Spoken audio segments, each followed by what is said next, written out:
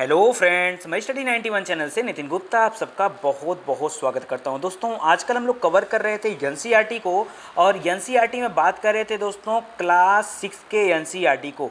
ठीक है, क्लास 6 याद रखिएगा। और क्लास 6 का चैप्टर नंबर 8 आज हम लोग कवर करने जा रहे हैं, जिसका नाम है अशोक, एक अनोखा सम्राट जिसने युद्ध को त्याग दिया। तो आखिर में इसने युद्ध को क्यों त्यागा था, इसके बारे में आज आपको बहुत कुछ जानकारी मिलेगी। और मैं वैसे भी आपको हिस्ट्री पूरी डिटेल में पढ़ा चुका हूं, बट एनसीईआरटी पढ़ने का जो मज़ा होता है ना, बिल्कुल अलग होता है। अच्छा, एक काम आप लोग करिएगा दोस्तों, मैं एनसीईआरटी से संबंधित हर एक चैप्टर का क्वेश्चन आंसर सीरीज आपके सामने लेकर आ रहा हूं, और आप प्लेलिस्ट में जाकर उसको देख सकते हैं। पूरी जियोग्राफी की मैं ला चुका हूं, इसी तरह से हिस्ट्री का भी लेके आ रहा हूं। तो आप लोग वहां से जाकर के क्वेश्चन आंसर जरूर सॉल्व किया करिए, क्योंकि तभी तो आपको पता चलेगा कि ये जो चैप्टर नंबर 8 आप आज पढ़ रहे हो, इससे कितने क्वेश्चन बन सकते हैं। हाँ, एग्जाम में कितने क्वेश्चन बन सकते हैं, तब तो आपको पता चलेगा कि सही पढ़े हो गलत पढ़े हो। तो आइए स्टार्ट करते हैं टॉपिक को। और जैसा कि आपको पता है, सबसे पहले कहानी आती है। तो यहाँ पे रोशन की कहानी दे रही, ये रही रोशन। रोशन के रुपए। जन्मदिन पर रोशन को दादाजी से कड़क नोट मिला। उसने उसे अपने हाथ में दबा रखा था। उसे एक नया कैसेट खरीदने का बहुत मन था, लेकिन साथ ही वह बिल्कुल नए कड़क नोटों को देखना और छूकर महसूस करना भी चाहती थी। तभी उसने पाया कि सभी नोटों में दाहिने तरफ गांधी जी का एक मुस्कुराता चेहरा और बाईं तरफ छोटे से शेर का चित्र बना रहता है। उसने सोचा, आखिर यहाँ शेर क्यों बने हुए हैं। और यहीं से हमारी कहानी शुरू होती अशोक की। तो ये वाला सैम्पल आप देख रहे हो, शेर वाला। हाँ, और ये शेरों वाला स्तंभ जो है, ये कहाँ से लिया गया है? ये आपके सारनाथ से लिया गया है। सारनाथ में अशोक ने स्तंभ बनवाया था, और वहीं से यह कॉपी किया गया है। ठीक है, आइए शुरू करते हैं। करा, एक बहुत बड़ा राज्य, एक बहुत बड़ा साम्राज्य। हम जिन शेरों वाले चित्र रुपयों पैसों पर देखते हैं, उनका एक लंबा इतिहास रहा है। उन्हें पत्थरों को काट कर बनाया गया है, फिर उन्हें सारनाथ में एक विशाल स्तंभ पर स्थापित किया गया था, जिसके बारे में हम लोग अध्याय नंबर 7 में थोड़ा बहुत पढ़े हैं। इतिहास के महानतम राजाओं में से एक अशोक के निर्देश पर इसके जैसे कई स्तंभों और पत्थरों पर अभिलेख उत्तीर्ण किए गए। दोस्तों, मैं आपको बताना चाहूँगा कि अगर आप सबसे प्राचीन काल का वर्णन करोगे, तो प्राचीन काल में अगर अभिलेखों की बात करोगे, शिलालेखों की बात करोगे, तो इन सभी चीज़ों को बनाने का श्रेय सबसे पहले जाता है अशोक को। अशोक से पहले किसी राजा ने इस तरह के कार्य नहीं किए। तो अशोक, याद रखें, इसने स्तंभ लेख उत्तीर्ण कराए। स्तंभ लेख मतलब पत्थरों पर लिखा जाना। जैसे आज भी देखो, एक एग्जांपल के रूप में आपको आज भी बताऊं, जैसे मान लो किसी भी गवर्नमेंट बिल्डिंग का इनॉग्रेशन होता है या किसी ब्रिज का इनॉग्रेशन होता है, तो वहाँ पर एक लिखा होता है, ठीक है, कि फला आदमी के कर कमलों द्वारा ये कार्य किया जा रहा है, ऐसे करके लिखा होता है ना। तो वो क्या होता है, वो भी एक तरह का अभिलेख होता है। ठीक उसी तरह से जब उस ज़माने के राजा महाराजा कोई नया कार्य करते थे, कोई नया प्लानिंग करते थे, कोई नया रूल नियम बनाते थे, या समाज को कुछ बताना चाहते थे, तो अभिलेखों के माध्यम से वह यह कार्य किया करते थे। टीवी तो था नहीं कि लोग न्यूज़ खोल के बैठ जाओ, पता चला कि आज मोदी जी ने क्या भाषण दिया है। ठीक है, और इसके पहले कि हम यह जानें कि इन अभिलेखों में क्या लिखा है, यह समझने की कोशिश करें उनके राज्य को साम्राज्य क्यों कहा जाता है। तो आगे हम लोग सब कुछ पढ़ेंगे। करा, अशोक। अशोक के बारे में तो आपको पता ही होगा ना, बिंदुसार का पुत्र था। किसका? बिंदुसार का। और बिंदुसार किसका पुत्र था? तो चंद्रगुप्त मौर्य का। वही बता रहा है, अशोक जिस साम्राज्य पर शासन करते थे, उसकी स्थापना उनके दादा चंद्रगुप्त मौर्य ने लगभग 2300 साल पहले किया था। लगभग 2300 साल पहले किया था। चाणक्य या कौटिल्य नाम भी आप सुना होंगे। तो नाम के एक बुद्धिमान व्यक्ति ने चंद्रगुप्त की सहायता की थी। चाणक्य के कई विचार हमें अर्थशास्त्र नाम की किताब में मिलते हैं। चलिए, ये तो एक लाइन में बोल दिया, मैं आपको बताता हूँ। दोस्तों, एक राजा था नंदवंश का, जिसका नाम था घनानंद। उसको अपने ऊपर इतना अहंकार हो गया था, इतना अहंकार हो गया था कि उसने एक आचार्य से उलझ गया। उस आचार्य का नाम था चाणक्य। चाणक्य को हम विष्णुगुप्त भी बुलाते हैं, कौटिल्य भी बुलाते हैं। उलझने के बाद उसने चाणक्य को निंदा किया, उनकी चाणक्य की बेइज्जती किया अपने राज्य में, और अपने राज्य से चाणक्य को निष्कासित कर दिया। चाणक्य को ये बात बड़ी बुरी लगी, क्योंकि चाणक्य बहुत ही ज्ञानी पुरुष थे और एक महान आचार्य भी थे। ठीक है, चाणक्य को ये बात बुरी लगी, और चाणक्य ने वहाँ से निकलने के बाद उन्होंने कसम खाया कि मैं जिस चुटिया को पकड़कर उसने मेरी बेइज्जती की है, मुझे घसीट कर राज्य से बाहर निकाला है, मैं कसम खाता हूँ कि अब ये अपना बाल तब तक मैं नहीं बनवाऊँगा, तब तक अपनी चुटिया को नहीं कटाऊँगा, जब तक कि मैं इसके साम्राज्य का विनाश नहीं कर देता। चाणक्य निकल पड़ते हैं इस खोज में कि मुझे क्या करना चाहिए। जैसे वो आगे जाते हैं, एक वन की तरफ पहुंचते हैं तो वहाँ देखते हैं कि कुछ बच्चे खेल खेल रहा करते थे। वहाँ पे उस समय चंद्रगुप्त को आयु बड़ी कम थी और वो भी उस खेल में शामिल थे। उस खेल में चंद्रगुप्त मौर्य जो अशोक के दादा हैं, ये उस खेल में राजा का रोल निभा रहे थे और राजा के रोल में वो न्याय कर रहे थे। ठीक है, उस बात से प्रभावित होकर चाणक्य ने उनको अपने पास बुलाया और अपने साथ उनको लिवा के गए। उसके बाद चाणक्य ने उनकी शिक्षा दीक्षा दी, उन्हें उस योग्य बनाया और अंततः चाणक्य ने एक छोटी सी सेना तैयार करके घनानंद को हराने के बारे में विचार करना शुरू कर दिया। बहुत लड़ाई झगड़े के बाद, बहुत तौर तरीके से बात, क्योंकि चाणक्य बहुत बुद्धिमान व्यक्ति थे, अंततः उन्होंने अपने काम पर विजय प्राप्त कर लिया। जो चाह रहे थे वो हो पाया। नंद वंश जो है पूरी तरीके से समाप्त हो गया। घनानंद उसका आखिरी शासक था। घनानंद के समय में ही सिकंदर का आक्रमण होना था दोस्तों, जो कि रावी नदी के पास से वापस लौट गया। ठीक है, राजा पोरस से लड़ाई करने के बाद उसकी सेना वापस लौट गई, क्योंकि अब वो आगे बढ़ने का सामर्थ्य उसकी सेना में नहीं था। सारा कुछ पढ़ाया हूँ आपको, तो आप वीडियोज़ में जाके देख सकते हैं, हिस्ट्री के वीडियो में। फिलहाल यहाँ बात कर रहा हूँ मैं चाणक्य के बारे में। तो चाणक्य ने ओवरऑल नंद वंश को समाप्त किया, जो ठाना था उन्होंने वो पूरा किया और इस तरह से चंद्रगुप्त मौर्य आए। चंद्रगुप्त मौर्य के मृत्यु के बाद अपने आखिरी समय में चंद्रगुप्त मौर्य ने संलेखना विधि से अपने प्राणों का त्याग किया, क्योंकि अपने जीवन के अंतिम समय में चंद्रगुप्त मौर्य जैन धर्म को अपना चुके थे। जैन धर्म के संलेखना विधि से इन्होंने बिना अन्न जल ग्रहण किए इन्होंने जो है अपने प्राणों का त्याग किया और इनका पुत्र बिंदुसार वो राजा बना। बिंदुसार के मृत्यु के बाद अशोक राजा बनता है। हालांकि बिंदुसार के बहुत सारे पुत्र रहते हैं, इस वजह से गृह युद्ध बहुत खतरनाक होता है और उस गृह युद्ध में अशोक ने, अब कहा जाता है कि अपने 100 भाइयों की हत्या किया और हत्या करने के बाद राजगद्दी संभाली। राजगद्दी संभालने के बाद दोस्तों 261 बीसी में गद्दी संभालने के 8वें वर्ष में इन्होंने कलिंग का युद्ध लड़ा। वो सबसे खतरनाक युद्ध था उस जमाने का। उतना बीहड़, उतना भयंकर युद्ध पूरे भारत में कभी भी नहीं हुआ था। ये कलिंग युद्ध उतना खतरनाक था, लाखों लोग जो है उस युद्ध में मारे गए।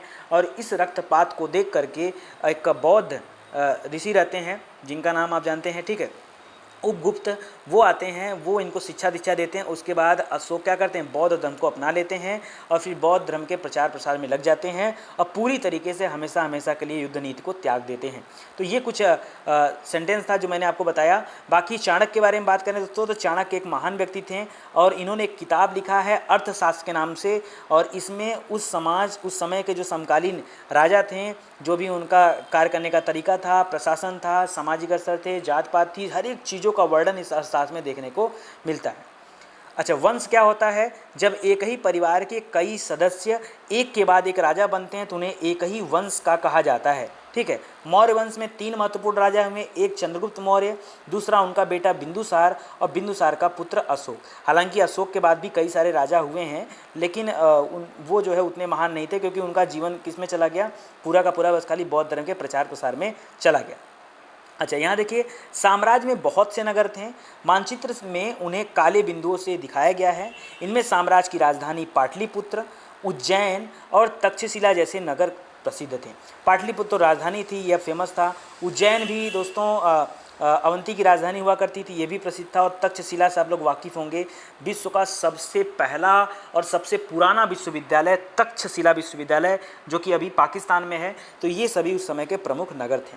तक्षशिला उत्तर पश्चिम और मध्य एशिया के लिए आने जाने का एक मार्ग भी था। दूसरी तरफ उज्जैन उत्तरी भारत से दक्षिणी भारत जाने वाले मार्ग के बीच में पड़ता था। अगर किसी व्यक्ति को उत्तर भारत से दक्षिण भारत जाना है, ठीक है, तो क्या करेगा, उज्जैन होकर जाता था।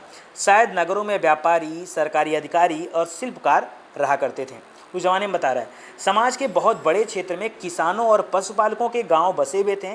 मध्य भारत जैसे इलाकों में ज़्यादातर हिस्सा जंगलों से भरा हुआ था। वहाँ पर लोग फल फूल संग्रह और जानवरों का शिकार करते थे और अपनी जीविका चलाते थे। साम्राज्य के अलग अलग इलाकों में लोग भिन्न भिन्न कार्यों में लगे हुए थे।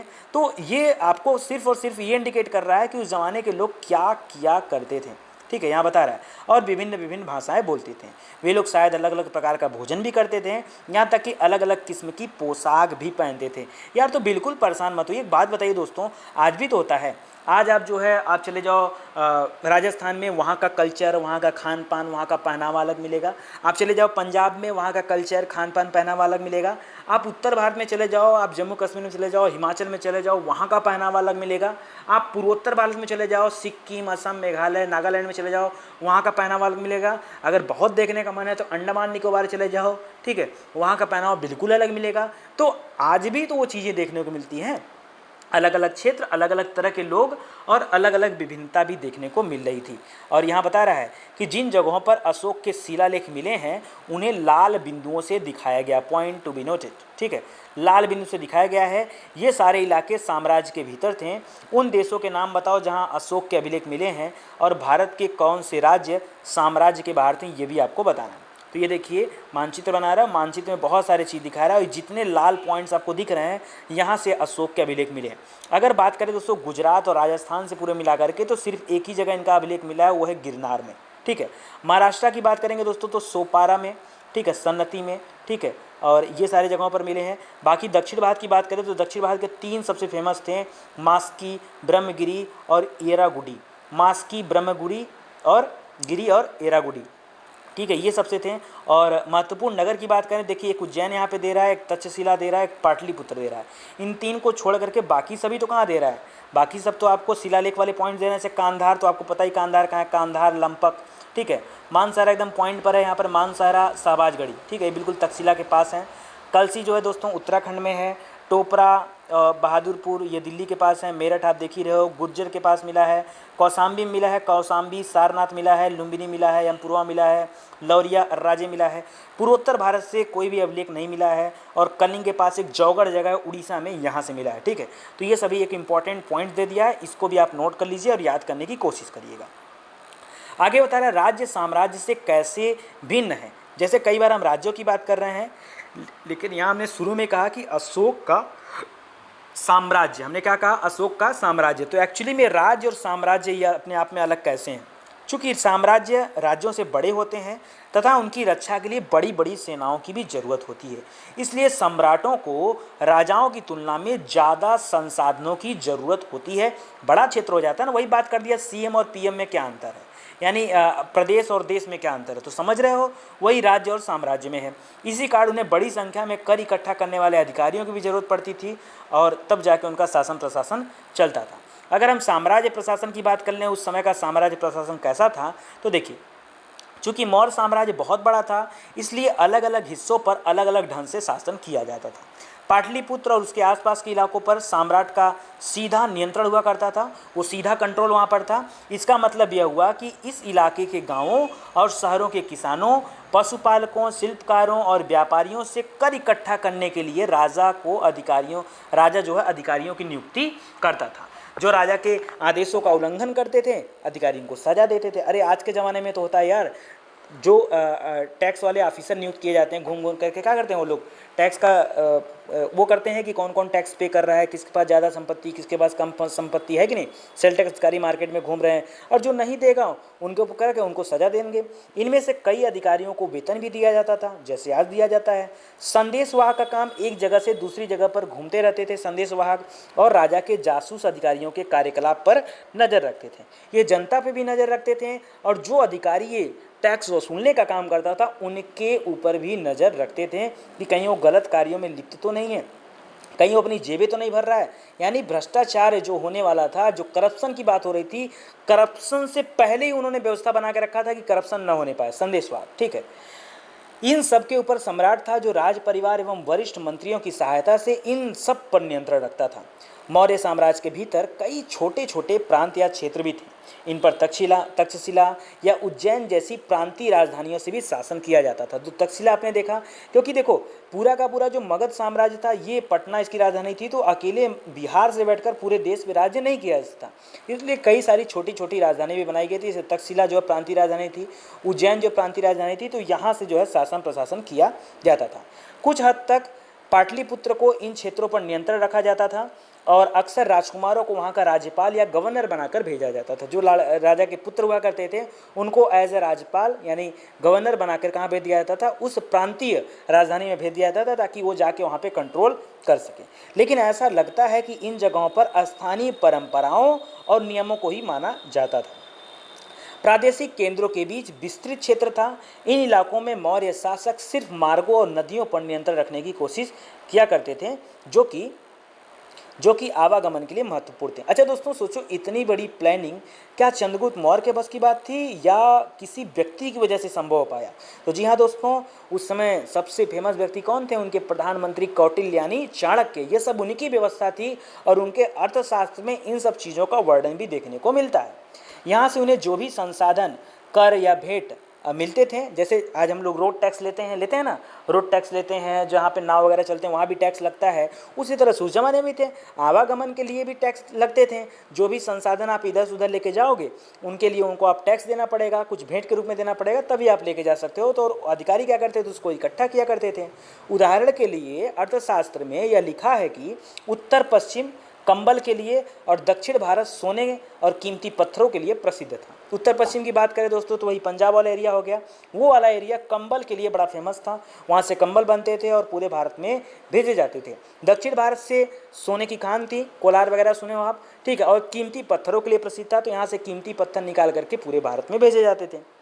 अलग अलग क्षेत्र में संभव है कि संसाधन नजराने के रूप में इकट्ठा किया जाता था। नजराना यानी एज अ टैक्स जो है उसको इकट्ठा किया जाता। नजराना क्या है? जहां कर नियमित ढंग से इकट्ठे किए जाते थे वही नजराना अनियमित रूप से भी जब संभव हो इकट्ठा किया जाता था। नजराना और जो टैक्स या कर होता था या जो लगान होता था उसमें थोड़ा सा अंतर है दोस्तों। देखिए, लगान की जो शब्द आया है बहुत बाद में आया, शुरू में कर ही था, ठीक है। कर को बलि भी बोलते थे। क्या बोलते थे? बलि। तो याद रखिए, तो ये जो कर था ये परमानेंट था, सबको देना ही देना होता था। लेकिन जो नजराना होता है ये नियमित नहीं होता था, ठीक है, यह अनियमित होता था और जब संभव हो तब इकट्ठा कर लिया जाता था। ऐसे नजराने विविध पदार्थों के रूप में प्रायः लोगों से लिए जाते थे जो स्वेच्छा से इसे देते थे एज अ गिफ्ट, ठीक है। राजधानी में सम्राट, आइए पढ़ते हैं इसके बारे में। मेगस्थनीज का नाम आपने सुना होगा। मेगस्थनीज एक राजदूत था, लेकिन ये चंद्रगुप्त मौर्य का राजदूत नहीं था। ये शुरुआत में किसका था? ये सेल्यूकस का राजदूत था। सेल्यूकस कौन था? तो सेल्यूकस सिकंदर का सेनापति था। मैंने बताया था सिकंदर के दो सेनापति थे, बहुत फेमस थे दोनों। एक तो सिकंदर का सेनापति था सेल्यूकस, दूसरा था निर्याकस। सेल्यूकस जो था वो थल सेना का था, निर्याकस जो था वो जल सेना का सेनापति था। और सिकंदर के मरने के बाद उसके कार्यों को आगे बढ़ाने के लिए कौन आगे बढ़ा? सेल्यूकस आगे बढ़ा और उसने चंद्रगुप्त मौर्य के ऊपर हमला किया। हालांकि वह युद्ध हार जाता है। हारने के बाद जो है उसे अपनी पुत्री का विवाह भी चंद्रगुप्त मौर्य के साथ कराना पड़ता है, धन दौलत भी देना पड़ता है, बहुत सारे प्रांतीय राज्य भी देने पड़ते हैं और साथ ही साथ वह एक राजदूत भी चंद्रगुप्त मौर्य को देता है जिसका नाम है मेगस्थनीज, जिसने एक प्रसिद्ध किताब लिखा है इंडिका, ठीक है, इंडिका। अब देखिए ये सब किताबों से यार उस जमाने का वर्णन मिलता है कि नहीं? अगर ये लोग नहीं रहे होते तो पता कैसे चलता हमें कुछ जमाने में क्या था। तो मेगस्थनीज चंद्रगुप्त के दरबार में पश्चिम एशिया के यूनानी राजा सेल्यूकस निकेटर का राजदूत था मेगस्थनीज। मेगस्थनीज ने जो कुछ देखा उसका विवरण दिया है। यहाँ हम उसके विवरण का एक अंश जो है आपके सामने पेश कर रहे हैं। सम्राट का जनता के सामने आने के अवसरों पर शोभा यात्रा के रूप में जश्न मनाया जाता था, ठीक है। जब भी जनता के सामने सम्राट आते थे तो एक शोभा यात्रा निकलती थी। उस शोभा यात्रा के रूप में ही सम्राट बाहर आते थे और आम जनता से मुलाकात किया करते थे। उन्हें एक सोने की पालकी में ले जाया जाता था। उनके अंगरक्षक सोने और चांदी से अलंकृत हाथियों पर सवार रहते हैं। कुछ अंगरक्षक पेड़ों को लेकर चलते हैं, हाँ, छाया बनी रहे ठीक है, पेड़ों को लेकर चलते हैं। इन पेड़ों पर प्रशिक्षित तोतों का एक झुंड रहता है। गजब यार, मतलब एकदम फील हो रहा होगा आपको, क्या गजब का राजा था। अपने सोने की पालकी में बैठा है, अगल बगल हाथी घोड़े हैं, उन पे चांदी के मुकुट लगे हुए हैं, उन पे उनके सारथी बैठे हुए हैं, उनके अंगरक्षक मतलब बॉडीगार्ड बैठे हुए हैं, साथ में पेड़ चल रहे हैं। वाह वाह वाह वाह, गजब। इतना तो यार डोनाल्ड ट्रंप भी नहीं सोच सकता है, मोदी जी कहाँ सोचेंगे। तो साथ में पेड़ चल रहे हैं और पेड़ ही नहीं, उन पेड़ों पर एक प्रशिक्षित तोतों का एक समूह भी है, ठीक है, जो सम्राट के सिर के चारों तरफ चक्कर लगाता रहता है। एकदम मतलब फील होता है कि वाकई राजा वाली घटना चल रही है। राजा सामान्यतः हथियारबंद महिलाओं से घिरे होते थे। बाप रे बाप, मतलब एकदम लेटेस्ट टेक्नोलॉजी। आदमी में भरोसा नहीं है, अगल बगल खाली महिला अंगरक्षक, महिला बॉडीगार्ड, क्या गजब का यार, बताओ है कि नहीं। वे हमेशा इस बात से डरे रहते हैं कि कहीं कोई उनकी हत्या करने की कोशिश ना करे। उनके खाने से पहले खास नौकर उस खाने को चखते थे कि कहीं उस खाने में जहर न मिला हो। वे लगातार 2 रात एक ही कमरे में नहीं सोते थे, हमला हो जाएगा। ज़िंदगी झंड है फिर भी घमंड है, ठीक है, वही हालत है। ऐसी ज़िंदगी का क्या फ़ायदा यार, जहाँ आपको हमेशा डर लगा रहा है कि कहीं कोई मुझे मार न दे। अरे मरना तो सबको है, आपको अपना काम करना चाहिए, है कि नहीं। और पाटलिपुत्र जिसको हम आधुनिक पटना कहते हैं, अच्छा कहानी सुनकर मज़ा आया कि नहीं आया, आया ही होगा। और पाटलिपुत्र जिसको हम आधुनिक पटना कहते हैं, उसके बारे में 2 लाइन सुन लीजिए। यह एक विशाल और खूबसूरत नगर था। और यार अभी मैं जल्दी में पटना गया था, मैं कुछ गलत नहीं करना चाहता, लेकिन स्टेशन को छोड़ करके जैसे आप बाहर आओगे बहुत गंदगी है यार। मतलब मैं पहली बार पटना गया था, मुझे ऐसा लगा कि वाकई वो पटना बहुत अच्छा हो चुका होगा, लेकिन साफ़ सफाई तो हुई है पहले की अपेक्षा, लेकिन फिर भी यार बहुत अभी पीछे है। और अशिक्षा का एक माहौल वहाँ पर है। और ऐसा नहीं कि देखिए जो चीज़ पीछे होता है ना, उसको पीछे करना उचित नहीं, उसको आगे बढ़ाने के बारे में सोचो। अगर बिहार किसी वजह से अन्य राज्यों की अपेक्षा चाहे शिक्षा के मामले में या किसी भी मामले में पीछे है, तो उसको भी आगे आने का उतना ही हक है जितना कि और राज्यों को है, ठीक है। और सरकार को उस पर ज़्यादा फोकस करना चाहिए, है कि नहीं। सरकार को उस पर ज़्यादा फोकस करना चाहिए ताकि वो अनेक अन्य राज्यों के बराबर आ सके और सबके कदम से कदम मिलाकर चल सके। तो एक विशाल और खूबसूरत नगर है। यह एक विशाल प्राचीर से घिरा है, मतलब चारों तरफ किलाबंदी है, ठीक है, जिसमें 570 बुर्ज मतलब बुर्ज खलीफा नहीं, बुर्ज खलीफा नहीं, ऐसे आप लोग देखेंगे जहाँ किला होता है वहाँ छोटे छोटे बुर्ज बनाए गए रहते हैं, जहाँ सैनिक थोड़ा देर के लिए क्या करते हैं, पहरेदारी काम करते हैं, यहाँ खड़े रहते हैं, बैठे रहते हैं। अरे धूप हो रहा है, बारिश हो रहा है, तो कहीं बैठने का चाहिए ना, तो बुर्ज बनाया। तो 570 बुर्ज और 64 द्वार थे। बाप रे बाप, अरे यार पटना था कि पाटलिपुत्र था, नहीं पाटलिपुत्र था, ये तो कन्फर्म है। और 64 द्वार मतलब एक गजब का नगर था। कल्पना करो खाली आप, 2 और 3 मंजिला वाले घर लकड़ी और कच्ची ईंटों से बने हैं। राजा का महल भी काठ से बना, काठ यानी लकड़ी से बना, एक स्पेशल लकड़ी से, जिसे पत्थर की नक्काशी से अलंकृत किया गया है। ये चारों तरफ से उद्यानों और चिड़ियों के लिए घने बसेरों से घिरा हुआ है, मतलब एकदम प्राकृतिक वातावरण ऐसा होना चाहिए घर है। और आज क्या है, आज एकदम टाइल्स लगा है, मार्बल लगा है, एकदम बाथरूम में गए सुसु किए तुरंत पानी चालू हो गया, खुश हो गए। अरे कभी नेचुरल भी रहना सीखो, दिन भर एसी में पड़े हो, है कि नहीं। खाने पे पता चला 20-20 हज़ार रुपये प्लेट का खाना खर्चा हो रहा है। अरे नेताओं, अरे तुम्हारी औकात है तो अपने पैसे का खाओ भाई, ये जनता का पैसे का 20,000 प्लेट का खाना क्यों खाते हो, हाँ 20,000 प्लेट का खाना क्यों खाते हो। अरे भाई ये आम जनता का पैसा है, बहुत लोग रोड पर भूखे सो रहे हैं, उनको डोनेट करो, ठीक है, उनको डोनेट करो। और कल ही मोदी जी का भाषण आया है, मैं बहुत बहुत शुक्रिया करना चाहता हूँ अपने टैक्स पेयरों का, मैं बहुत बड़ा आभारी हूँ, क्योंकि वो जो टैक्स हमें देते हैं उनसे योजनाएं चल रही हैं। और आप क्या कर रहे हो, आप क्या कर रहे हो बताओ, हेलीकॉप्टर में बैठ के फूल छिड़क रहे हो, वही पैसा है ना कि दूसरे का पैसा है। ठीक है, योजनाएं चल रही हैं, उस योजना का कितना फ़ायदा लोगों तक पहुंच रहा है उसका भी निरीक्षण किया है। अरे उस ज़माने में चंद्रगुप्त मौर्य अपने अधिकारियों को गुप्तचर सूचना के लिए लोगों को नियुक्त करते थे, तो क्या आप अपने अधिकारियों के गुप्तचर के नहीं नियुक्त कर सकते हो कि ताकि वो सही ढंग से काम कर रहे हैं कि नहीं कर रहे हैं, इसके लिए भी एक गुप्तचर डिपार्टमेंट होना चाहिए। हाँ, ये नहीं हो सकता, हो सकता है, लेकिन क्या करोगे, गलत मानसिकता जितना। अरे यार जब पढ़ा लिखा आदमी जो है आगे बढ़ेगा और राजनीति में आएगा तब तो देश का सुधार होगा। हमारे यहाँ तो क्या है यार कि पढ़े लिखोगे और चलो नौकरी करने, हमारे यहाँ क्या है, पढ़ो लिखो नौकरी करने चलो।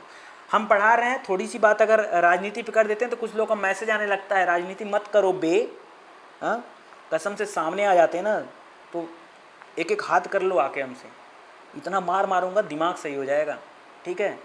ऐसा वैसा टीचर मत समझो, और मैं कोई नॉर्मल व्यक्ति भी नहीं हूँ, ये भी याद रखो। बहुत प्रेम से देश को बदलना जानता हूँ, और कैसे बदलना ये भी मुझे पता है। तो मैं अपना काम बहुत ईमानदारी से करता हूँ और हर एक काम ईमानदारी से करता हूँ, ठीक है। तुम्हारे से बेईमान नहीं हो, तो ये जो बे वर्ड इस्तेमाल करते हो ये छोड़ दो, अदरवाइज़ किसी दिन कोई हमारे सामने आ गया ना तो फिर उसका लाइव वीडियो बना के दिखाऊँगा। चलो आओ अपने टॉपिक पे आओ, इधर उधर की बात छोड़ो। तो आइए आगे पढ़ते हैं। करा और अंत में जंगल वाले इलाके आते थे, वहाँ रहने वाले लोग काफ़ी हद तक स्वतंत्र थे। हाँ, जंगल है तो वहाँ जो है किसी का उतना ज़्यादा कंट्रोल तो रहेगा नहीं, तो वो लोग थोड़ा सा फ्री थे। उनसे उम्मीद की जाती थी कि वे मौर्य पदाधिकारियों को हाथी, लकड़ी, मधु, मोम ये जैसी चीज़ ला कर देंगे as a tax, as a नजराना, एज अ गिफ्ट। अशोक एक अनोखा सम्राट। अशोक मौर्य वंश के सबसे प्रसिद्ध शासक थे। वह ऐसे पहले शासक थे जिन्होंने अभिलेखों द्वारा जनता तक अपने संदेश पहुंचाने की कोशिश की है। बिल्कुल ये पहले शासक थे, मैं आपको पहले भी इंडिकेट कर दिया हूँ। अशोक के ज़्यादातर अभिलेख प्राकृत भाषा में थे और कुछ ब्राह्मी लिपि में। ठीक है, प्राकृत भाषा, लेकिन जो लिपि थी दोस्तों ये ब्राह्मी लिपि। जैसे हम लोग बोल तो हिंदी रहे, लेकिन जो हम लोग लिखे, जैसे यहाँ पे अ सो क लिखा है, ये कौन सी लिपि में लिखा गया? तो देवनागरी लिपि। हम लोग देवनागरी लिपि में लिखते हैं और बोलते हिंदी हैं, हमारी भाषा हिंदी है। इसी तरह से उस ज़माने में अशोक के समय में जो भाषा थी वो प्राकृत भाषा थी, लेकिन जो लिपि थी वो ब्राह्मी लिपि थी। कलिंग युद्ध का वर्णन, अशोक का एक अभिलेख कर रहा है कलिंग युद्ध का वर्णन, और आप समझिए कि उस अभिलेख में क्या दिया है। अपने एक अभिलेख में अशोक ने एक बात कहा है, राजा बनने के 8 साल बाद मैंने कलिंग विजय किया। कलिंग का युद्ध पता है किससे हुआ था? राजा नंद से हुआ था। लगभग 1.5 लाख लोग बंदी बनाए गए, 1 लाख से भी अधिक लोग मारे गए। इससे मुझे अपार दुख हुआ। क्यों? जब किसी स्वतंत्र देश को जीता जाता है तो लाखों लोग मारे जाते हैं और बहुत सारे बंदी बनाए जाते हैं। इसमें ब्राह्मण, समर भी मारे जाते हैं। जिनको हम नहीं मारना चाहते वो भी मरते हैं। जो निर्दोष होते हैं वो भी मारे जाते हैं। जो लोग अपने सगे संबंधियों, मित्रों को बहुत प्यार करते हैं और दासों और मृतकों के प्रति दयावान होते हैं, वे भी युद्ध में या तो मारे जाते हैं या तो अपने प्रियजनों को खो देते हैं। इसलिए मुझे पश्चाताप हो रहा है और अब मैंने धम्म का पालन करने एवं दूसरों को इसकी शिक्षा देने का एक निश्चय किया है। किसका पालन करने? धम्म का पालन करने। ठीक है, यानी अहिंसावादी बनने के लिए। मैं मानता हूँ कि धम्म के माध्यम से लोगों का दिल जीतना बलपूर्वक विजय पाने से ज़्यादा अच्छा है। मैं यह अभिलेख भविष्य के लिए एक संदेश के रूप में इसलिए उत्कीर्ण कर रहा हूँ कि मेरे बाद मेरे बेटे और मेरे पोते भी युद्ध ना करें। इसके बदले उन्हें यह सोचना चाहिए कि धम्म को कैसे बढ़ाया जाए। ठीक है, और आज भी मैं कहता हूँ दोस्तों, उनकी इस बात को याद करिए। और आप आज भी धम्म की ज़रूरत है, एक बदलाव की ज़रूरत है समाज में। लोगों को बदलना होगा अपना समाज, लोगों को तौर तरीका बदलना होगा, लोगों को अपने एक एक वोट का अधिकार समझना पड़ेगा, उसका मूल्य जानना पड़ेगा, तब हमारे देश में जो बदलाव होगा। अच्छा, धम्म जो एक संस्कृत शब्द है जो कि धर्म का ही एक प्राकृत रूप है। ठीक है, धम्म माने कुछ अलग नहीं, धम्म माने धर्म। अशोक का कलिंग युद्ध। कलिंग तटवर्ती उड़ीसा का एक प्राचीन नाम था। ठीक है, और अशोक ने कलिंग को जीतने के लिए एक युद्ध लड़ा, लेकिन युद्ध जनित हिंसा और खून खराबा देखकर उन्हें युद्ध से वितृष्णा हो गई, मतलब बहुत ही ज़्यादा तृष्णा हुई। उन्होंने निर्णय लिया कि वे भविष्य में कभी भी युद्ध नहीं करेंगे। अशोक का धम्म क्या था? ये धम्म यानी धर्म जो था ये क्या था? अशोक के धम्म में किसी देवता की पूजा अथवा किसी कर्मकांड की आवश्यकता नहीं थी। उन्हें लगता है कि जैसे पिता अपने बच्चों को अच्छे व्यवहार की शिक्षा देते हैं, वैसे ही उनका कर्तव्य है कि वो अपनी प्रजा को निर्देश दें। वे बुद्ध के उपदेशों से भी प्रेरित हुए थे। ऐसी कई समस्याएं थीं जिनके लिए उनमें संवेदना थी।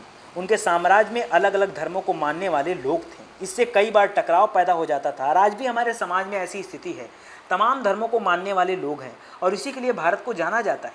ठीक है, और कई बार ऐसा भी हम लोगों ने देखा है कि हमारे यहाँ भी टकराव हो ही जाता है। कई जगह जो कई हिंसाएँ भी होती हैं, कई दंगे भी होते हैं, लेकिन उसकी वजह लोगों को जानना चाहिए और लोगों को मानसिकता बनानी चाहिए कि इन सब चीज़ों से दूरी बनाएं। जानवरों की बलि चढ़ाई जाती थी, दासों और नौकरों के साथ क्रूर व्यवहार किया जाता था। इनके अलावा परिवार में व पड़ोसियों के बीच झगड़े भी होते रहते थे। अशोक ने यह महसूस किया कि इन समस्याओं का निदान उनका कर्तव्य है, इसलिए उन्होंने धम्म महामात्त, नाम याद रखेगा दोस्तों, धम्म महामात्त नाम के अधिकारियों की नियुक्ति की, जो जगह जगह जाकर धर्म की शिक्षा देते थे और लोगों को समझाया बुझाया करते थे कि क्या सही है और क्या गलत है। इसके अतिरिक्त अशोक ने अपने संदेश कई स्थानों पर शिलाओं और स्तंभों पर खुदवाए दिए हैं। अधिकारियों को निर्देश दिया कि वे राजा के संदेश को उन लोगों को पढ़कर सुनाएं जो खुद पढ़ नहीं सकते हैं। अशोक ने धम्म के विचारों को प्रसारित करने के लिए सीरिया, मिस्र, ग्रीस तथा श्रीलंका में भी अपने दूत भेजे। तो भारत ही नहीं दोस्तों, इवन भारत के बाहर भी अशोक ने बहुत सारे अपने महामात्र को भेजा ताकि वहाँ पर लोग जाकर धम्म का प्रचार प्रसार कर सकें। उत्कृष्ट पॉलिश वाले पत्थर की इस मूर्ति को देखो। यह बिहार के रामपुरवा में मिले एक मौर्यकालीन स्तंभ का एक हिस्सा है। अभी इसे राष्ट्रपति भवन में रखा गया है। यह उस समय मूर्तिकला का एक नमूना था। ठीक है, ये एक मूर्ति देखो। ठीक है, बैल का एक दृश्य दिखा रहा है, नंदी का। ठीक है, और ये मूर्ति आगे बता रहा है, उन्होंने सड़कें बनवाई, कुएं खुदवाए, विश्राम गृह बनवाए और इसके अतिरिक्त उन्होंने मनुष्यों और जानवरों की चिकित्सा की भी व्यवस्था की। ठीक है, अपनी प्रजा के लिए अशोक का संदेश। लोग विभिन्न अवसरों पर अनुष्ठान करते हैं, यज्ञ करते हैं। उदाहरण के लिए जब वे बीमार होते हैं तब उनके बच्चों का विवाह होता है, और और बच्चों के जन्म पर और जब भी यात्रा शुरू करते हैं वे तरह तरह के अनुष्ठान करते हैं। मतलब तरह तरह के कर्मकांड हैं व्याप्त। ये कर्मकांड किसी काम के नहीं हैं। इसके बदले यदि लोग दूसरी रीतियों को माने तो वह ज़्यादा फलदायी होगी। और ये अन्य प्रकार की रीतियाँ क्या हैं? ये हैं अपने दासों और नौकरों के साथ अच्छा व्यवहार करना, बड़ों का आदर करना, सभी जीवों पर दया करना, ब्राह्मणों तथा समणों को दान करना। जो चीज़ें उस ज़माने में व्याप्त थी दोस्तों, कहते हैं ना, इतिहास दोहराता है। आज भी हमारे समाज में वही सारी चीज़ें व्याप्त हैं। और अगर आप सभी सारी चीज़ें पढ़ रहे हैं तो ये आप कम से कम अशोक की बातों को तो समझने का प्रयास करिए। हमने अशोक को तो अपना हीरो मान लिया, लेकिन अशोक की बातों को भी समझना चाहिए। अपने धर्म की प्रशंसा या दूसरों के धर्म की निंदा करना, दोनों ही बातें गलत हैं। आज हमारे समाज में क्या हो रहा है दोस्तों? आज मैं आपको एक वीडियो दूंगा, उसको आप लोग पढ़िएगा और मैं आपको बताऊंगा। आप थोड़ा सोचिएगा कि शिक्षा और शिक्षित में क्या अंतर है, या मैं कहूँ आपसे साक्षर और शिक्षित में क्या अंतर है। आज मैं इस टॉपिक पे आपको लेक्चर दूंगा, ज़्यादा नहीं 10 मिनट आपका लूँगा, क्योंकि एक बहुत बड़ा सामाजिक मुद्दा है और कल से मेरे दिल में एक चोट लगी है। उस चोट को मैं बयां करना चाहता हूं। तो आज ये वीडियो आएगा अभी 2-4 घंटे में, आप लोग ज़रूर देखिएगा और अपनी राय दीजिएगा। हालांकि आपको अच्छा भी लग सकता है, बुरा भी लग सकता है, वो मेरे लिए मैटर नहीं करता। ठीक है, जो बात सही समझाने की कोशिश कर रहा हूँ, समझेंगे तो अच्छी बात है, नहीं समझेंगे तो भी अच्छी बात है। यदि कोई अपने धर्म की बड़ाई और दूसरों के धर्म की बुराई करता है तो वह वास्तव में अपने धर्म को ज़्यादा नुकसान पहुंचाना चाह रहा है। अशोक का कहना है, मेरा कहना नहीं है, अशोक का कहना है। और आपके एनसीईआरटी में लिखा हुआ है। तो अगर आपको बहुत ज़्यादा गुस्सा आ रहा है तो आप अपनी एनसीईआरटी को फाड़ के फेंक सकते हैं। ठीक है, फेंको मत, सोचो कि क्या बताया गया है। इसलिए हर किसी को दूसरे के धर्म के प्रमुख विश्वासों को समझने की कोशिश करते हुए उसका आदर करना चाहिए। आज हमारे यहाँ पता है इसी चीज़ का राजनीति में फ़ायदा उठाया जाता है। हिंदू मुसलमान दो ही तो मुद्दा है हमारे यहाँ। अगर लोग हिंदू मुसलमान पे बात करना बंद कर दें, जात पात पे बात करना बंद कर दें, तो और भी मुद्दे हैं बात करने के लिए। कोई भी नेता भ्रष्टाचार पे नहीं बोलना चाहता, कोई भी नेता हमारे कुरीतियों पे नहीं बोलना चाहता। ठीक है, लेकिन हर नेता जाति पात पर बोलना चाहता है। मैं भी बोलूँगा, मुझे भी आदत है बोलने की, क्योंकि भैया आगे चल के मुझे भी क्या बनना है, AM PM एंटी मेरिडियन नहीं, AM PM नहीं, PM बनना है भैया। ठीक है, चलो मजाक कर रहा हूँ, आपको भी लगेगा। आगे देखिए, भारत के प्रथम प्रधानमंत्री पंडित जवाहरलाल नेहरू ने लिखा है, उनके धर्मादेश आज भी हमसे एक ऐसी भाषा में बात करते हैं जिन्हें हम समझ सकते हैं और जिनसे हम बहुत कुछ सीख सकते हैं। अशोक ने धर्म के विचारों को दूर दूर तक फैलाने के लिए उन बातों को बताया जो आपके अनुसार आज भी प्रासंगिक है। अशोक के संदेशों के उन हिस्सों को बताओ जो आज भी प्रासंगिक है। इधर बता रहा है ब्राह्मी लिपि के बारे में, समझिएगा ध्यान से। ब्राह्मी लिपि आधुनिक भारत की ज़्यादातर लिपियाँ पिछले सैकड़ों वर्षों में ब्राह्मी लिपि से ही उत्पन्न हुई हैं। यहाँ आप अ अक्षर को अलग अलग भाषाओं और लिपियों में देख सकते हैं कि अलग अलग भाषा और लिपि में अ को क्या लिखा जाता है। अब देखिए, ये लिपि जो ब्राह्मी लिपि थी दोस्तों, उसमें अ को ऐसे लिखा जाता था, जैसे हम लोग त्र लिखते हैं वैसे वो लोग अ लिखते थे, लेकिन ऊपर की लाइन नहीं बनी रहती थी। ये ब्राह्मी लिपि थी। हम लोग अ ऐसे लिखते हैं, और बांग्ला में अ ऐसे लिखा जाता है। ठीक है, मलयालम में अ आता है लिखने, ऐसे लिखा जाता है, और तमिल में ऐसे लिखा जाता है। ठीक है, तो अलग अलग लिपियों में अ को एक ही शब्द को कितने तरीके से लिया जा सकता है, ये आप देख सकते हो, है कि नहीं, ये आप देख सकते हो। चलिए आगे देखते हैं। यहाँ आगे बता रहा है अन्यत्र। मौर्य साम्राज्य के उभरने से थोड़ा पहले 2400 साल पहले चीन के सम्राटों ने चीन की दीवार का निर्माण शुरू किया था। बाप रे बाप, अशोक के उभरने से थोड़ा पहले ही चीन का दीवार बना। इसे बनाने का उद्देश्य उत्तरी सीमा की पशुपालक लोगों से रक्षा करना था। अगले 2000 वर्षों तक इस दीवार का निर्माण कार्य चलता रहा। 2000 वर्षों तक चलता रहा, क्योंकि साम्राज्य की सीमाएं बदलती रहीं। यह दीवार लगभग 6400 किलोमीटर लंबी है, थोड़ी बहुत नहीं, कितना 6400 किलोमीटर लंबी। और अगर चंद्रमा पे चले जाओगे तो यह दीवार एक रेखा की भांति नजर आती है, लाइन की तरह। तथा पत्थर और ईंट से बनी यह दीवार है। इसकी ऊपरी सतह सड़क जैसी चौड़ी है। इस दीवार को बनाने के लिए हजारों लोगों को काम करना पड़ा। हर 100-200 मीटर की दूरी पर इसकी निगरानी के लिए एक बुर्ज बने हुए हैं। पड़ोसी देशों के प्रति अशोक का रवैया चीनी सम्राटों के रवैयों से कैसा भिन्न था, इसके बारे में सोचिएगा। और चलिए, कल्पना करने के लिए दे रहा है तो कल्पना छोड़िए। और ये क्वेश्चन आंसर आ गया, इसको एक बार आप लोग देख लीजिएगा। इससे संबंधित क्वेश्चन आंसर को हम लोग भी देखेंगे, लेकिन कब, जब अपने टॉपिक को पढ़ेंगे तब। ये मैप एक दिया है दोस्तों, तो मैं चाहूँगा कि आप मैप तो कम से कम देख लीजिए। रेशम मार्ग का नाम सुना होगा आपने, सिल्क रोड का नाम सुना होगा। और रेशम मार्ग सहित प्रमुख व्यापारिक जो मार्ग थे उसके बारे में बता रहा है। और ये जो लाल वाला मार्ग आप देख रहे हो एकदम जो प्योर लाल है, ये मार्ग ईरान फारस के शासकों के नियंत्रण में था। और ऐसे आप नहीं समझ पाओगे, और इसको मैं समझाऊंगा। फिलहाल इससे मैपिंग से एक चीज़ तो समझ लो दोस्तों, ये देखो एक चीज़ समझ लो, ये आपका भूमध्य सागर है, ठीक है। एक छोटा सा यहाँ पे काला सागर है, ऊपर देखोगे ऊपर काला नीचे लाल, इधर देखोगे लाल सागर। यहीं पे दोस्तों स्वेज नहर बनी हुई है। यहीं पे कौन सी नहर है? स्वेज नहर बनी है। सिकंदरिया, अलेक्जेंड्रिया सब यहीं पे है, ठीक है। और इधर देखोगे तो ये फारस की खाड़ी है, ये फारस की खाड़ी है, और ये लाल सागर है, ठीक है। और ये कैस्पियन सागर है, कैरिबियन नहीं दोस्तों, कैस्पियन सागर है। इसी में आके यूराल नदी, वोल्गा नदी, ये सब आके गिनती है। डान नदी आके काला सागर में गिरती है, डॉन नदी, ठीक है। ये सब याद रखिए, और पॉइंट है सब। और रोम कहाँ पर है दोस्तों? तो ये वाला पोर्शन आपका रोम का है। ये रोम साम्राज्य था, यहाँ तक पूरा ये रोम साम्राज्य का हिस्सा था, ठीक है। आगे देखिए, ये एक चीन का फिगर दिखा रहा है आपको। ये आपका भारत दिख रहा है, और ये पूरा का पूरा चीन का हिस्सा दिख रहा है। ये पूरा चीन का मार्ग था, ऊपर इसके मंगोलिया दिख रहा होगा, ठीक है। तो ये पॉइंट्स आप याद रखिएगा। और आगे की बात, हाँ ये पढ़ लीजिए, वो आपके लिए अच्छा है थोड़ा सा। आगे की बात, लगभग 2200 वर्ष पहले मौर्य साम्राज्य का पतन हो गया। इसके स्थान पर साथ ही अन्य जगहों पर कई नए राज्यों का उदय भी हुआ। पश्चिमोत्तर में उत्तर भारत के कुछ भागों में करीब 100 साल तक हिंद यवन राजाओं का शासन था, और हिंद यवन राजाओं के द्वारा ये नए सिक्के चलाए गए भारत में। इसके बाद पश्चिमोत्तर, उत्तर तथा पश्चिम भारत पर एक शक नामक मध्य एशियाई लोगों का शासन स्थापित हुआ। कुछ समय के लिए शकों का शासन आया। इनमें से कुछ राज्य लगभग 500 वर्षों तक टिके रहे। अच्छा, मैं आपको बता दूं दोस्तों, मौर्यों के बाद किसका शासन आया था? तो शुंग वंश आया। मौर्य के बाद कौन सा वंश आया? शुंग वंश, ठीक है, जिसमें मुझे बहुत गाली मिली है शुंग वंश पे। तो शुंग वंश आया, शुंग वंश, कण्व वंश, और फिर आया सातवाहन वंश। कौन सा है? सातवाहन। सातवाहन के बाद आ गया आपका कौन सा? कुषाण वंश। हालांकि कुषाणों के टाइम तक आपका हिंद यवन स्टार्ट हो गया था। हिंद यवन, शक, कुषाण, ये सब कायदे से चलते रहे, और लास्ट में पहुंचेंगे आप कहाँ पर? गुप्त वंश पर, ठीक है। ये सब पढ़ाया हूँ, आप जाके देख सकते हो। तो यहाँ बता रहा है कि जो शक शासक थे, शक शासकों को गुप्त शासकों से पराजय नहीं मिल गई, मतलब नहीं मिल गई।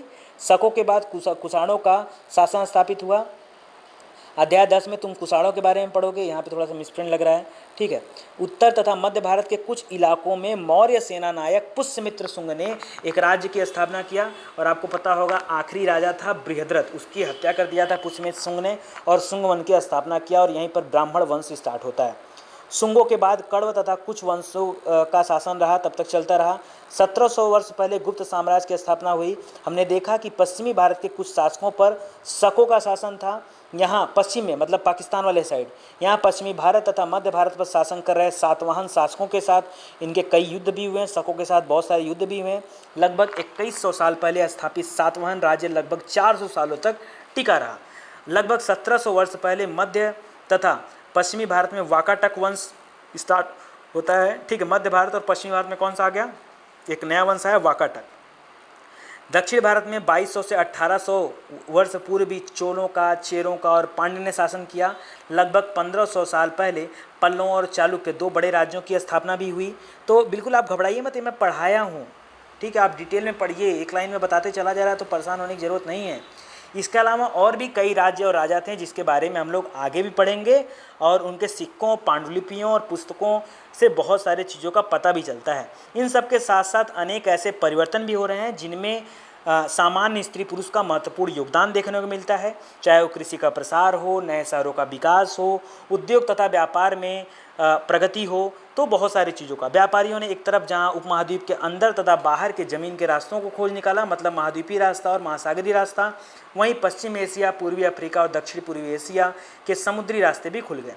मंदिरों, स्तूपों तथा अन्य इमारतों का निर्माण हुआ, किताबें लिखी गईं, वैज्ञानिक खोजें हुई और साथ ही साथ बहुत सारी बातें भी हुई।